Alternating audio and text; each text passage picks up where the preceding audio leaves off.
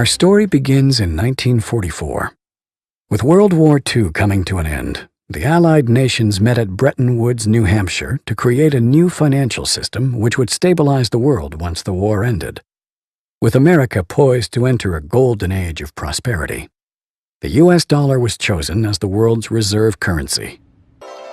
Under this new system, countries agreed to fix their currencies to the U.S. dollar, and the U.S. dollar would be tied to gold at a price of $35 per ounce. This meant that countries around the world could trade their currencies for U.S. dollars, which they could then exchange for gold. This created a system where all currencies were essentially backed by gold. The strength of a nation's currency is based on the strength of that nation's economy. And the American economy is by far the strongest in the world. Accordingly, I have directed the Secretary of the Treasury to take the action necessary to defend the dollar against the speculators. I have directed Secretary Connally to suspend temporarily the convertibility of the dollar into gold or other reserve assets, except in amounts and conditions determined to be in the interest of monetary stability and in the best interest of the United States. By removing the link between gold and the U.S. dollar, President Nixon created a system where all currencies were backed by nothing. This is what is known as a fiat currency. The average person is now forced to borrow well beyond their means, getting themselves deeply into debt. At first, this was to maintain a nice standard of living, but slowly, it has become necessary just to survive.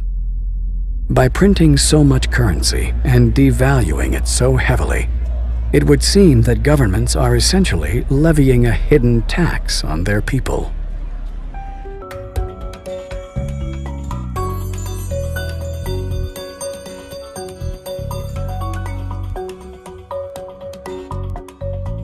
There have been dozens and dozens of currency collapses since the end of the Second World War, and they all result from the same thing, bad policies, bad management. And the U.S. right now is pursuing bad policies. Central bank is doing a bad job managing their currency. And as a consequence, it's inevitable that the dollar is going to collapse. It's on this road that I call the fiat currency graveyard. But history has shown us that whenever a nation tried to run its economy using an artificial fiat system, the end result is always the same: disaster.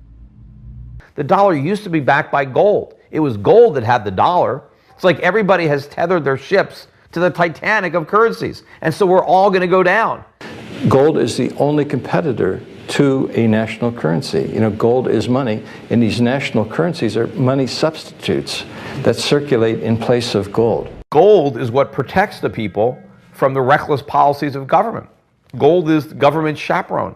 The government wants to be able to do whatever it wants. Gold stands in its way. So yes, gold is an enemy of big government, but it's a friend of freedom. It's a protector of individuals from government.